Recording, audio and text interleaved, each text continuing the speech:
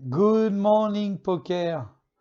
Aujourd'hui, dans la méthode Poker Instinct, nous allons voir un élément fondamental qui est lié à la prise de décision. Et comme vous savez, la prise de décision est l'élément qui change tout entre un joueur gagnant et un joueur perdant à long terme.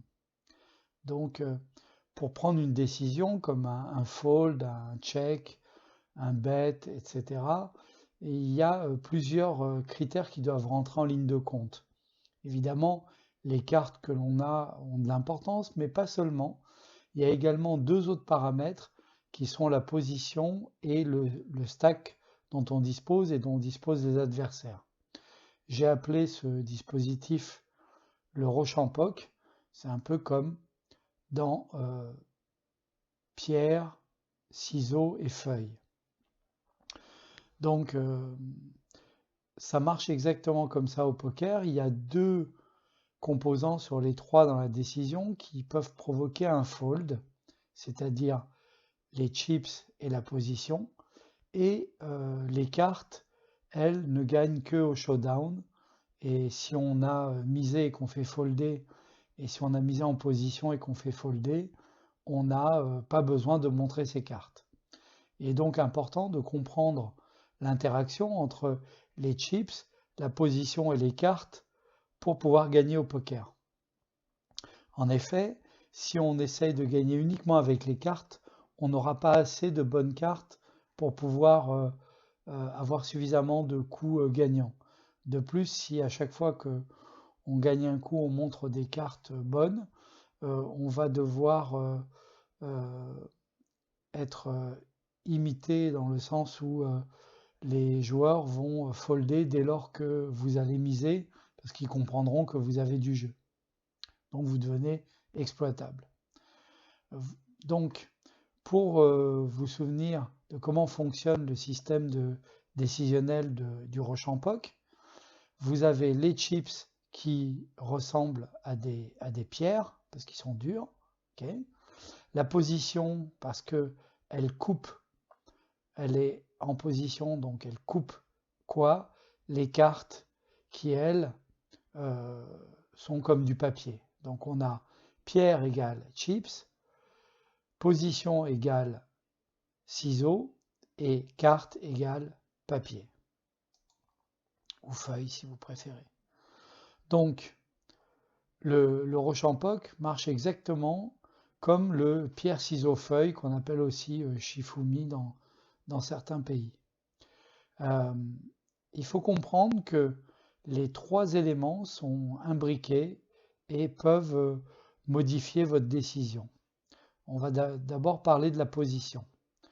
Donc la position bat les cartes. Qu'est-ce que ça veut dire? Ça veut dire que quelqu'un un adversaire qui a des cartes en main, et vous misez juste après lui en position, in position, IP, il peut folder. Donc on peut dire que la position bat les cartes puisque un joueur peut douter et penser ne pas avoir la meilleure main par rapport au fait que vous aurez misé en position. Qu'est-ce que ça veut dire être en bonne position? Eh bien, si on donne une valeur de la position en fonction de l'endroit où on se trouve, on voit que pré-flop puis post-flop, on a 1, ça veut dire qu'on parle en premier, 2, 3, etc., jusqu'à 9, où on parle en dernier, sur par exemple un full ring avec 9 joueurs. Donc, imaginons UTG, Under the Gun, il parle en premier au pré-flop, donc 1 point, et ensuite il va parler en troisième au niveau du post-flop, et là, ça donne 4 points en tout. Le ITG plus 1, il va avoir 2 plus 4, ça donne 6 points. Plus on a de points, meilleure la position est en cumul.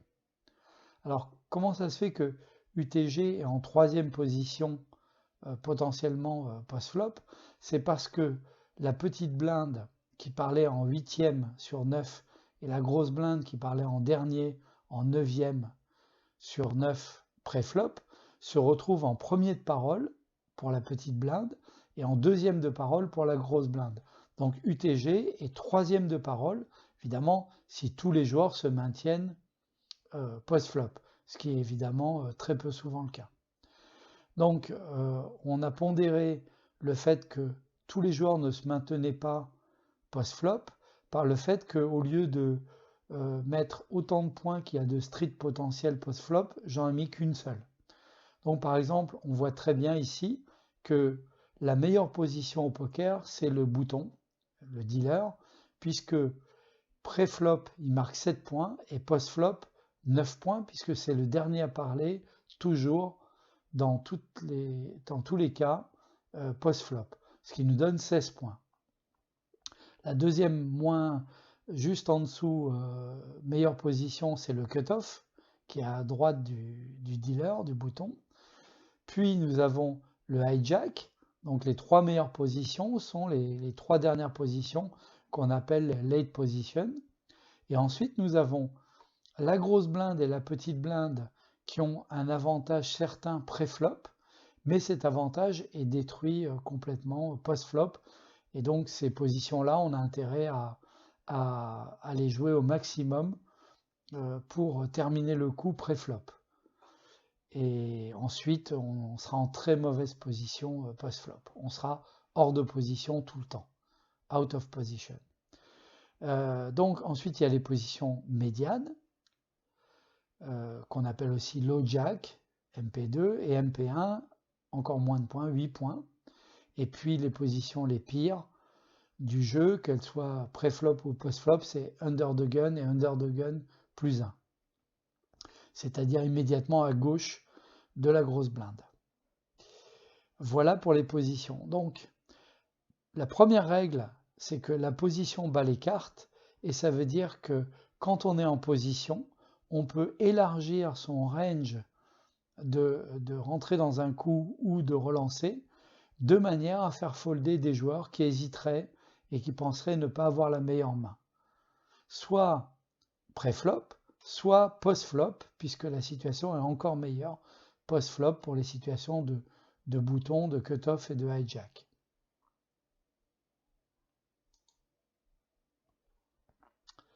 Le deuxième élément qu'il faut prendre en compte pour jouer, ce sont les chips, c'est-à-dire les jetons. D'abord, les chips battent la position. Pourquoi? Parce que si quelqu'un mise et que quelqu'un est en position, eh bien à ce moment-là, le joueur en position va folder. Un exemple, c'est le check raise. Par exemple, quelqu'un en grosse blinde, il est hors de position, et quelqu'un au bouton mise. Mais le joueur en grosse blinde fait un raise. À ce moment-là, ça peut faire hésiter le joueur en position qui avait misé probablement avec en bluff ou avec un très petit fit. Donc des manœuvres comme le check raise, qui est une manœuvre de raise avec des chips, et également le fait de faire 3 bêtes ou 4 bêtes, en général pré-flop, le squeeze, le rustil, le New York back raise, toutes ces situations où vous misez quand vous êtes hors de position battent les joueurs qui sont en position et qui ont eu une ouverture avec un range assez large. Donc, comme pour la position, l'autre point commun avec la position, c'est que les chips l'emportent sans montrer les cartes. Donc, qu'on soit en position et qu'on mise, qu'on soit hors de position et qu'on riposte avec des chips, dans les deux cas, on fait folder des adversaires qui vont avoir peur de ne pas avoir la meilleure carte. Les meilleures cartes. Le troisième élément, celui où la plupart des joueurs au début comptent uniquement, ce sont les cartes. Et pourquoi? Parce que les cartes battent les chips, puisque les meilleures cartes remportent le pot. Et donc c'est le seul cas où il y a un showdown, où on montre les cartes et on gagne le coup avec les cartes. Les meilleures cartes remportent le pot et battent les chips. On a donc quelque chose de circulaire. La position bat les cartes et les cartes battent les chips et les chips battent la position. Il faut donc combiner les trois éléments. Quand on est en position, eh bien, on va pouvoir faire folder. Quand on a un gros stack et qu'on est hors de position, on peut très bien battre la position. Et aussi, même quand on est en position, quand on fait des 3 bêtes, des 4 bêtes, des squeezes, des restyles, etc. Et les cartes, au final, battent les chips puisqu'elles les ramassent en ayant les meilleures cartes. Voilà pour les bases du Rochampoc.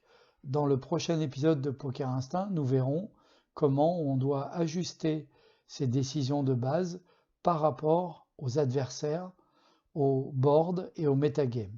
À bientôt!